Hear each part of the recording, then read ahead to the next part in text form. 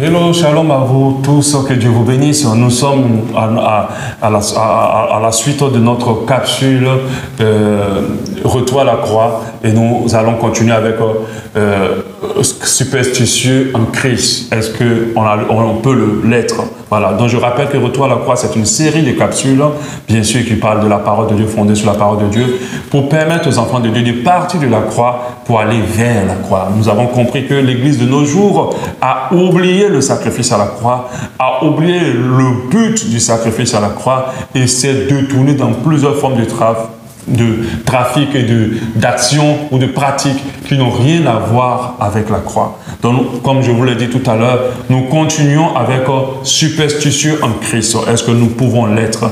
Nous avons compris la semaine passée ce que c'était la superstition, ce qu'était réellement la superstition.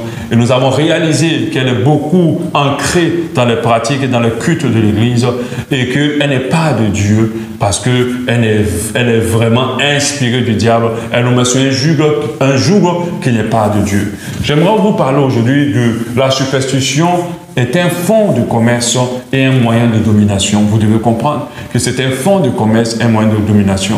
Dans nos rites africains, les rois et les princes utilisaient énormément la superstition, même les sorciers, les devins et tout ça là, pour dominer, pour régner et des fois pour exploiter les populations. Malheureusement, au sein de nos églises, nous retrouvons cette même pratique utilisée malheureusement par des hommes de Dieu, par des personnes qui servent le Seigneur. Nous devons en parler. Nous devons en parler pour que les yeux de l'Église s'ouvrent et qu'elle s'ouvre sur la réalité de la croix, la réalité de la croix. Donc, l'esprit mauvais qui collabore avec l'esprit de la superstition, c'est l'esprit de peur. Voilà, je l'ai dévoilé enfin. C'est l'esprit de peur qui collabore avec l'esprit de la superstition. Et nous savons que depuis la nuit des temps, la peur est le moyen efficace de dominer les autres et aussi de les exploiter. Malheureusement, à notre époque, nous avons plusieurs hommes de Dieu, c'est-à-dire qui usent de la superstition pour dominer et exploiter l'Église du Seigneur. On les traite comme des dieux. On les traite comme des dieux, ces hommes de Dieu. On les craint.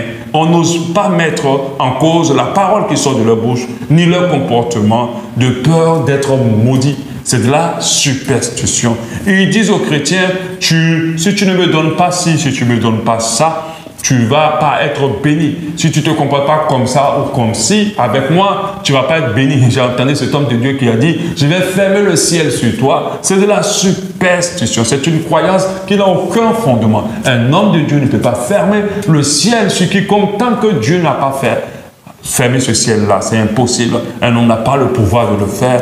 Voilà. Il crée dans le cœur de manière subtile un sentiment de crainte et de peur. Si je ne donne pas, si je ne fais pas, mes affaires vont être bloquées, je serai bloqué, je risque de rater une grande bénédiction. On vous met toujours en alerte de rater quelque chose si vous ne faites pas ou de rentrer dans une malédiction si vous ne faites pas. Plusieurs aujourd'hui dans certaines assemblées ne sont pas nourris convenablement spirituellement, mais ne peuvent pas partir parce qu'ils ont peur de rater des bénédictions ou ils ont peur des malédictions qui sont sur leur vie. On va entendre quelqu'un dire que depuis qu'il est parti là, il a toutes les malédictions de sa vie. Personne ne peut quitter cette œuvre. Voilà.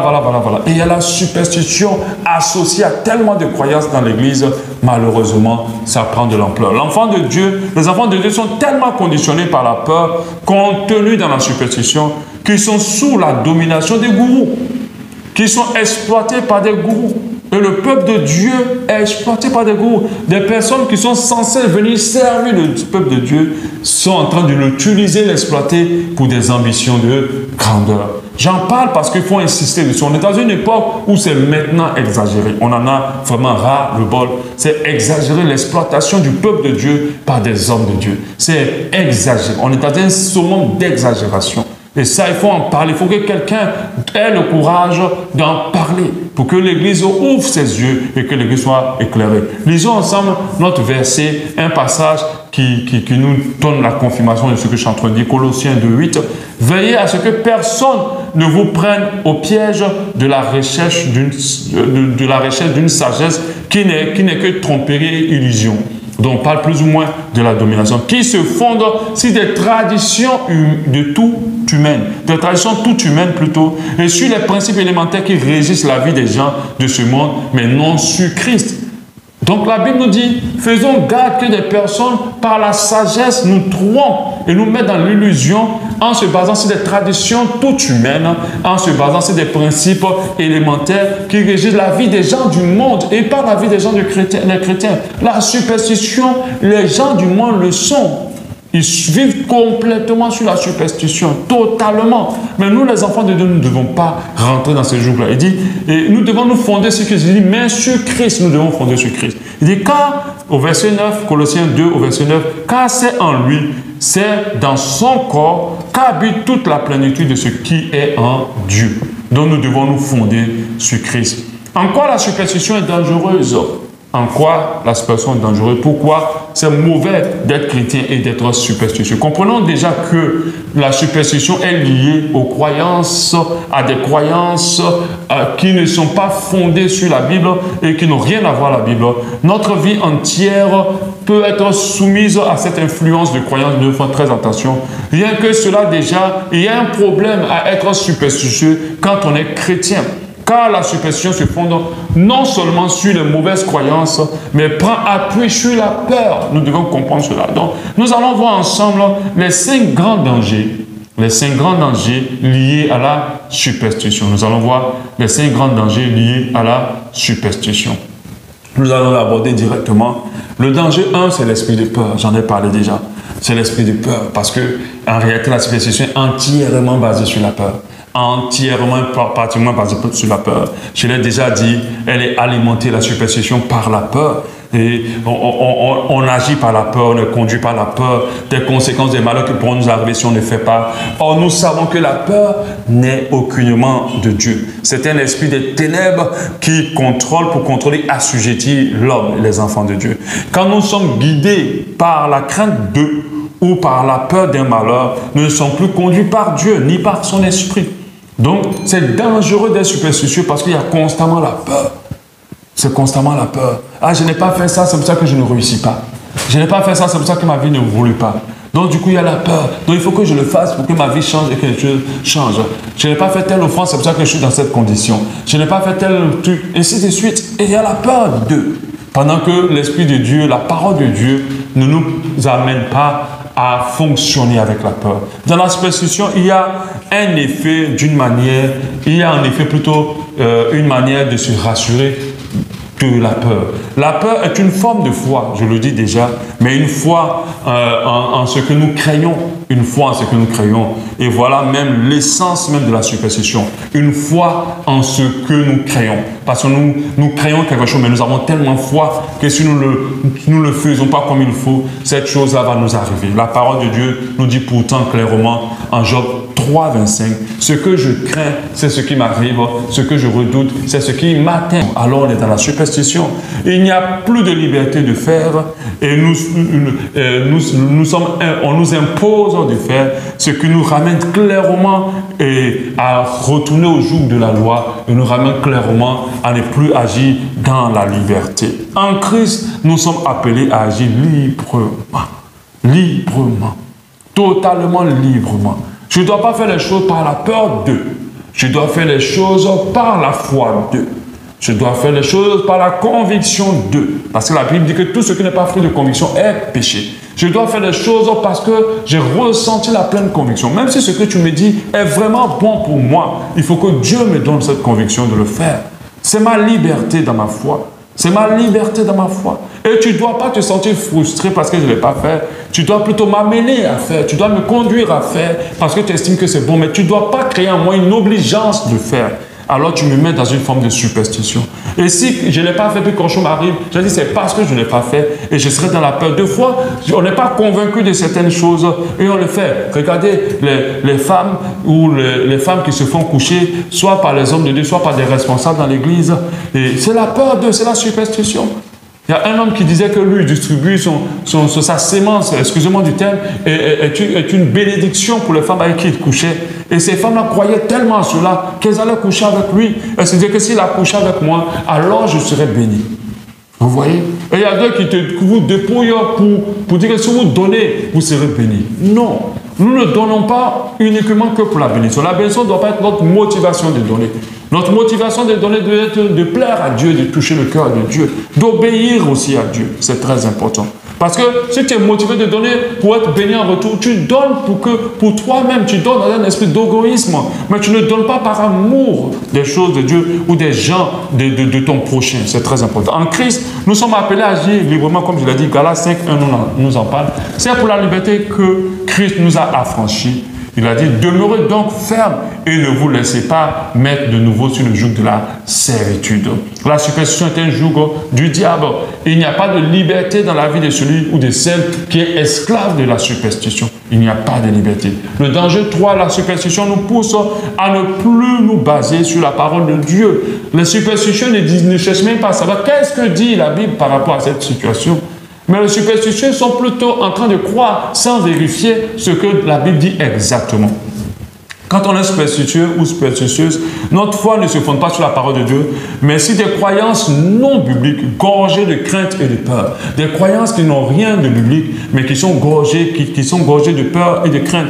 Que dit la Bible? C'est ce que nous devons chercher à savoir. La Bible nous dit que le livre de la loi ne se loigne pas de nos bouches. Ce n'est pas pour dire qu'on doit, même s'il dit de méditer jour et nuit, c'est pourquoi nous le méditons, pour que dans nos bouches, nous le proclamons et que nous le confessons et que notre foi soit dans le contenu du livre, soit basée sur le contenu du livre de la loi. Quand la parole de Dieu nous demande de la lire, comme je l'ai dit, c'est pour que nos foi soient basées sur le contenu du livre de la loi. Donc, tout ce que vous entendez comme enseignement, vous devez vous rassurer, non seulement que cela ne vous pousse pas dans la peur ou la crainte, parce qu'un enseignement qui vous crée la crainte, ce n'est pas un enseignement inspiré de l'Esprit de Dieu. Un enseignement, vous devez créer la foi, la motivation, l'engouement, le zèle, l'envie. C'est là le but d'un enseignement. Pas pour vous créer la crainte d'une malédiction. À moins que ça vous crée la crainte de Dieu, c'est un bon enseignement. Mais pas la crainte d'une malédiction. Mais aussi qu'il est fondé, qu'on doit vérifier aussi que ce qu'on écoute a un fondement solide sur la Bible. Parce qu'avec la Bible, on peut tout démontrer. On peut pratiquer la sorcellerie, on peut pratiquer tout. Donc vérifiez, rassurez-vous. Le quatrième danger, la superstition peut conduire à l'idolâtrie. La superstition peut conduire à l'idolâtrie. Oui, par la superstition, plusieurs chrétiens se retrouvent dans des pratiques mystiques, idolâtres, même dans nos églises, avec des hommes de Dieu et des femmes de Dieu, parce qu'ils sont superstitieux. La parole de Dieu nous dit en Ésaïe 2, 6, « Tu as abandonné ton peuple, la communauté de Jacob, car il est envahi par les superstitions. » Tu as abandonné ton peuple parce qu'il est envahi par les superstitions qui viennent de l'Orient. Qui viennent de l'Orient. Quand on parle de l'Orient, on ne parle pas forcément de l'Orient en tant que physique. On parle des mondes des ténèbres. On parle de l'Égypte, du monde des ténèbres. Les devins y pullulent autant qu'en Philistie. On pactise avec l'étranger. Les devins. Quand on parle des devins, on les a encore habillés en habits et en vestes d'hommes de Dieu, mais ce sont clairement des devins qui travaillent avec les superstitions. La parole de Dieu dit, Dieu a abandonné son peuple, la communauté de Jacob, car elle était envahie par les superstitions. À cause de la superstition, plusieurs chrétiens se retrouvent dans des pratiques occultes comme l'astrologie, la magie noire, la divination, le vaudou, la sorcellerie, croyant que ces choses sont de Dieu, parce que ces choses ne le sont pas. Et malheureusement, ces choses sont pratiquées au sein de l'Église et faites par des différentes personnes. Quand vous trouvez un chrétien en train de se faire laver par des eaux sur lesquelles ils ont prié, soi-disant venus d'Israël, c'est un chrétien superstitieux. C'est un chrétien qui n'a pas compris par la parole de Dieu qu'au temps de la grâce, tout est possible à celui qui croit, pourvu qu'il y croit à la parole de Dieu. Voilà ça, c'est très important. Vous n'avez pas besoin de faire toutes ces acrobaties. Et quand on met une précision, ces eaux, ces huiles, c'est tout ça, ces pratiques, ces scanners, ces expériences sont tous payantes. Et là, c'est grave. Dieu ne peut pas rendre disponible la délivrance à prix d'argent. Ce n'est pas possible. La délivrance est disponible pour tout le monde. La bénédiction est disponible pour tout le monde, celle de Dieu. Donc, c'est la superstition de croire de se laisser conduire par ces genres de pratiques. Faites très attention dans vos assemblées, les pratiques qu'on vous présente. Il faut que ces pratiques-là soient conduites par l'Esprit. Et généralement, certaines pratiques soient issues d'une révélation divine, et sont des fois parfois ponctuelles. Vous avez vu avec Jésus-Christ, il a guéri par la salive, il a guéri par d'autres moyens, il a guéri par d'autres moyens. Il a changé de méthode à chaque fois, conduit par l'Esprit de Dieu. Mais lorsqu'on fait d'une réaction ou d'une orientation ponctuelle, une religion, une doctrine, on rentre parfois dans la superstition. Faisons très attention. Parlons du dernier danger. Le dernier danger, c'est que que la superstition donne trop de pouvoir aux ténèbres. La superstition donne trop de pouvoir aux ténèbres, bien sûr, puisqu'elle est fondée sur la peur. Les ténèbres prennent plus de force dans vos vies. Vous croyez que vous êtes comme ça parce que le diable a pris le dessus sur vous. Vous croyez que vous êtes comme ce qui vous arrive parce que tel sorcier de mon village m'a attaqué. Comment tu peux attribuer la puissance de quelque chose sur ta vie au diable? Quand tu arrives là-bas, tu donnes trop de pouvoir aux ténèbres. La superstition donne le pouvoir aux ténèbres. Les superstitions créent les sorciers. Les personnes craignent les sorciers, craignent aussi ces fois les hommes de Dieu. Comme je l'ai dit tout à l'heure, on dit non, ne parle pas du pasteur, sinon tu vas, ne parle pas du pasteur, sinon tu vas être maudit, ainsi de suite. Ça, c'est les superstitions. Si ta vie est comme cela, c'est un esprit mauvais qui te rend comme cela. Donc, on va te dire ça. Si ta vie est comme ça, c'est un esprit mauvais qui te rend comme ça. Comment on peut dire que c'est le diable, toi qui as accepté Jésus, toi qui as le Saint-Esprit? Comment on peut dire que c'est un esprit mauvais qui est en train de régner sur toi? Non, il y a un problème. On donne tant de pouvoir au diable. On a plus peur, on a plus peur des ténèbres que d'avoir la foi en la puissance de Dieu. Et c'est en cela que la superstition va conduire beaucoup de personnes. La parole de Dieu nous dit pourtant en Luc 10, 19, « Voici, je vous ai donné le pouvoir de marcher sur les serpents, sur les scorpions, sur toute la puissance des ténèbres, rien ne pourra vous nuire. » Ça, c'est la parole de Dieu qui nous dit. Et c'est en ça que tu dois croire parce que ça vient de la parole de Dieu. Peu importe tout ce que tu t'arrives dans ta vie, ne dis jamais que c'est le diable qui a eu le pouvoir sur toi. Prie seulement. Sache que tu as le pouvoir sur lui. N'aie pas peur de quoi que ce soit. N'aie pas peur de qui que ce soit. À cause de la superstition, il n'y a plus de confiance entre nous, enfants de Dieu. La communion fraternelle est affaiblie parce qu'on se méfie même de nos propres frères. On a peur même de l'autre. On ne fait plus confiance en l'autre.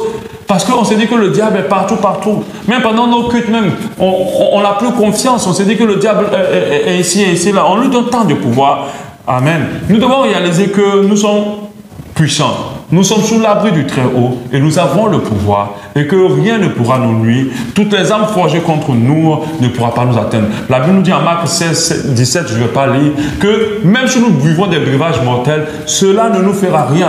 Même si nous sommes piqués par des serpents, nous ne mourrons pas. Donc faisons très attention à ne pas donner trop de pouvoir au diable par la superstition. S'il y a une grand-mère du village qui doit venir vivre chez toi, n'aie pas peur, loge-la. Elle réalisera le feu qui est en toi, le feu de Dieu qui est en toi. Si un grand-père, même si on te dit va au village, n'aie pas peur. Mais il y a des enfants de Dieu qui ne mettent plus pied au village. Il y a des enfants de Dieu qui n'hébergent plus quelqu'un, qui ne, or que la Bible nous encourage hospitalier. Il y a des enfants de Dieu qui ne vont plus quelque part, qui ne mangent plus quelque part, qui ne touchent plus quelque chose. Ils sont tellement dans la peur que oh, on peut m'empoisonner, on peut m'attaquer, on peut me tuer, on peut me faire ça. Tellement dedans, ils donnent tellement de pouvoir au diable. Est-ce que tu réalises que Dieu te protège? Est-ce que tu réalises que la puissance de Dieu est de ton côté? La plus grande puissance qui existe dans ce monde est de notre côté. Est de notre côté. C'est nous qui sommes les plus puissants. Et tu dois le comprendre dans ton cœur et dans ton esprit. Donc voilà, j'ai terminé cette capsule sur la superstition. Est-ce qu'on peut être chrétien superstitieux? Non. Parce que la superstition vient de la peur. Et la peur n'est pas en phase avec la foi. La peur est une forme de foi, mais une foi du diable. De la manière que la parole de Dieu nous parle de la foi, les ténèbres nous parlent de la peur. C'est l'opposé direct et sans point de contact entre les deux de la foi. La peur est du diable et la foi est de Dieu. Nous devons croire la puissance de Dieu. Amen. Donc j'ai terminé, j'espère que tu as appris beaucoup de choses et qu'à partir d'aujourd'hui, tu vas faire attention à tes croyances afin de ne pas rentrer dans la superstition. Crois aux promesses de Dieu. Crois en ce qui il te protège et que son ange est avec toi. Crois que même la maladie dans laquelle tu es en train de passer, ne l'attribue à personne, ne donne attribue à personne. Ne mets pas la faute sur un grand-père, une grand-mère, peu importe. Toi, ce qui est plus important pour toi, c'est que Jésus est mort à la croix de Golgotha pour t'en délivrer. Et il va t'en délivrer. Il faut le croire. Crois que celui pour qui tu es en train de prier n'est pas possédé par un mauvais esprit. Non. Ne te laisse plus, ne sois plus friand des consultations divines ou des consultations scanner des minutes. Ne sois plus friand de ça. Dieu peut te parler aussi à toi-même. Dieu peut te révéler certaines choses s'il estime que c'est bon de te le montrer. Sinon, il va t'en délivrer sans même que tu t'en rendes compte. Donc ne sois plus superstitieux. Fais les choses par la liberté. Ne fais pas par la crainte d'eux. La crainte ne doit pas nous conduire, mais c'est la liberté en Jésus qui doit nous conduire. N'aie pas peur de ce qui peut t'arriver si tu ne le fais pas. Même quand tu donneras ton offrande ou ta dîme, aie en pensée de bénir l'œuvre de Dieu. Aie en pensée d'obéir à Dieu. Aie en pensée de toucher le cœur de Dieu. Ne te dis pas, si je ne le fais pas, mes activités ne vont pas être bénies. Là, tu rentres dans la superstition et ce n'est pas très bien, ce n'est pas très juste. La peur n'est pas quelque chose qui doit nous conduire. C'est vraiment l'Esprit de Dieu. Et nous prions un Dieu qui est bon. Et sa bonté n'est jamais épuisée. Donc faisons très attention. Amen. Que Dieu te délivre de cet esprit-là. Et qu'à partir d'aujourd'hui, tu puisses marcher différemment. Et que Dieu permette une restauration de tes croyances. Et que toutes tes croyances aient un fondement biblique. Et que c'est cela qui régit ta vie. Que Dieu te bénisse. La semaine prochaine, nous verrons une autre capsule par la grâce de Dieu. Que Dieu te bénisse. Amen.